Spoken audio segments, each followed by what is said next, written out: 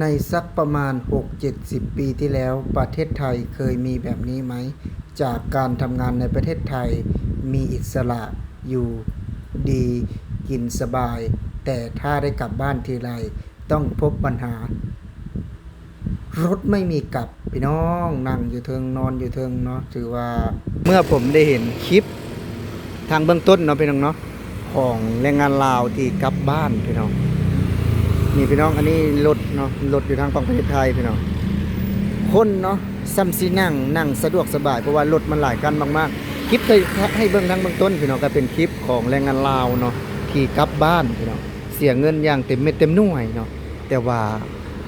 ได้นั่งอยู่เทิงหลังคาบ่ยอดเห็นแล้วสลดใจมากๆนะอันนี้ก็เป็นรถพี่น้องครับเห็นบ่รถสายทางเนาะพี่น้องเนาะเยอะมากๆเนาะเยอะมากๆรถสายทางนะซึ่งว่าแตกต่างจากบ้านบ่ยอดขนาดพี่น้องเสียเงินยังบ่พอเด้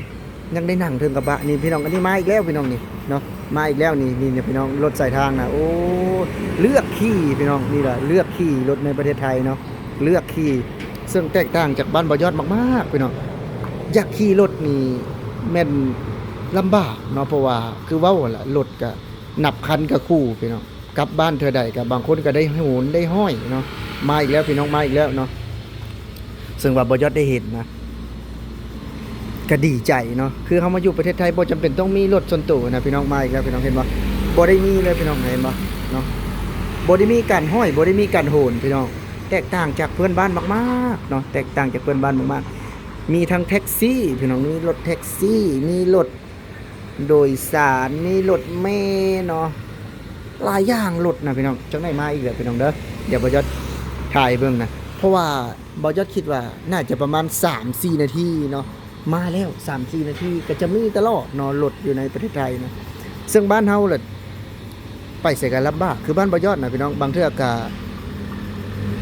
แบบว่ามื้อนึงอ่ะ2-3 เที่ยวแล่นเนาะสมมุติว่าคือช่วงตอนเช้าพี่น้องหมดเนาะ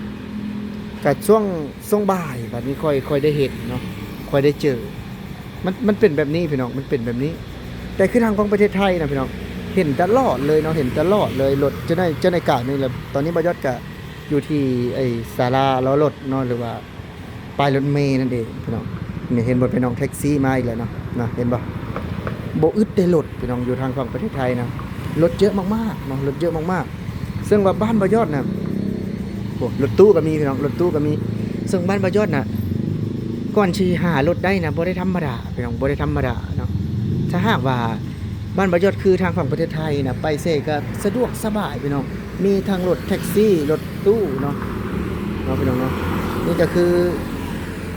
ซอยที่บ่ยอดอยู่เนาะซอยสามัคคีพี่น้องมาอีกแล้วพี่น้องมาอีกแล้วเนาะบ่ยอดจะถ่ายเบิ่งเลี้ยวๆเลยมื้อนี้นะมาอีกแล้วนี่ก็จะรถที่แล่นตลอดเลยพี่น้องไปกันต่างหากเลยพี่น้องเด้มาก็จะอีกคันนึงไปก็จะอีกคันนึงบ่แม่นคันเดียวแล้วกลับไปกลับมาเด้พี่น้องมันก็จะมีเบอร์ของมันเนาะอันนี้เป็น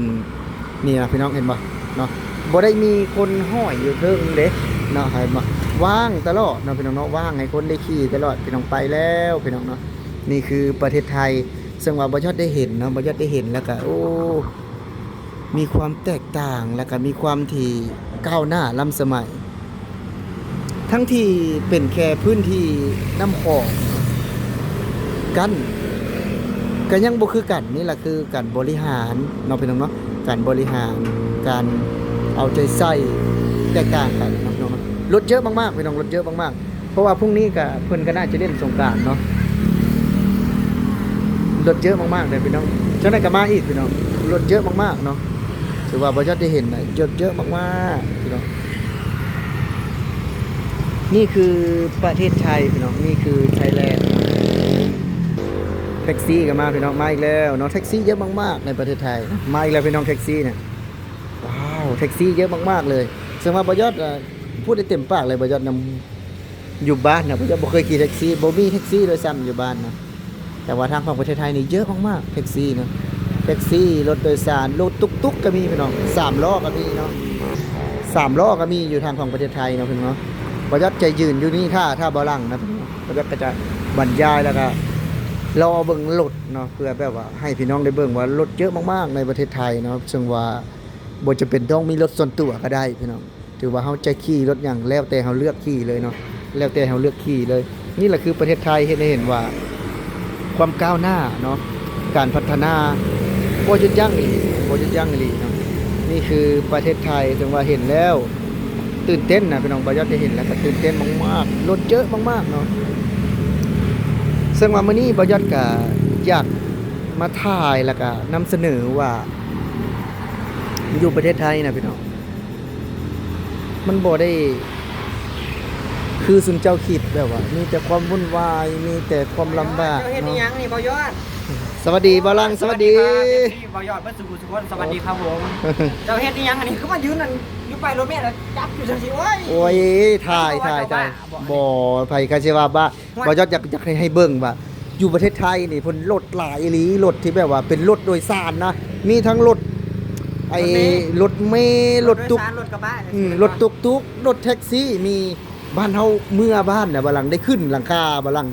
บ่ยอดได้เบิ่ง เห็นอยู่ในช่วงสงกรานต์เห็นอยู่เขา เพิ่นกลับบ้านน่ะคนกลับหลายพี่น้องรถบ่พอขึ้นหลังคาเนาะแต่พอมาเบิ่งคือทางของประเทศไทยนี่สะดวกสบายเพราะว่าสงกรานต์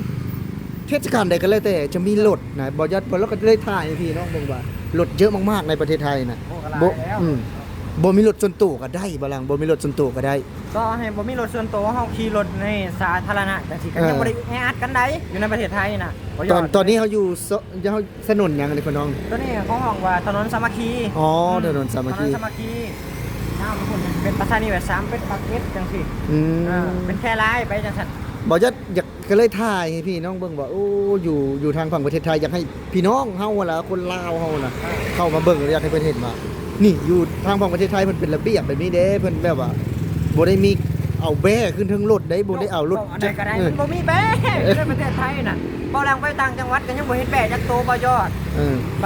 างเทื่อเพิ่นบ่ฮู้ได้แบะมันเป็นหยังเพิ่นห้องคือเฮาอยู่บ่ แพะเพิ่นต้องแพะเออ บ่ค่อยมีได้ มีกับเพิ่นเลี้ยงเพิ่นบ่ได้เอารถกาเป็นรถส่วนตัวบ่ได้เอาแบบว่าบ่ได้แม่นว่าจ้างเอาขึ้นรถเมล์แบบสิเคยเห็นบ่รถเมล์เนี่ย โอ้เคยเห็นน่ะแล้ว รถเมล์เอาแบ้ขึ้นนะเคยเห็นบ่ประเทศไทยน่ะ มันบ่มี มันบ่มี ขนาดของที่ว่าใส่ในรถเหลือแหละนะเขาเอาไปขึ้นไว้อยู่เทิงน่ะก็ยังบ่มีแล้วบ่ยอดอยู่ในประเทศไทยน่ะบ่มีจักแล้วคำว่าบ้านเฮามันก็โอ้หลาย คือแบบว่าประเทศไทยนี่แบบว่าเครื่องเป็นอย่างหาเนาะเพิ่นเอาที่ใส่ได้เนาะบลังเนาะ แม่น ถ้าใส่แบบว่าเต็มแล้วก็เอาใส่ขึ้นทางเทิงนี่ก็บ่ค่อยบ่มีเนาะบ่ว่า มีรถบ้านเพิ่นมันก็หลายอีก อืม บ่ค่อยอ่ะอยู่พี่น่ะ บ่บ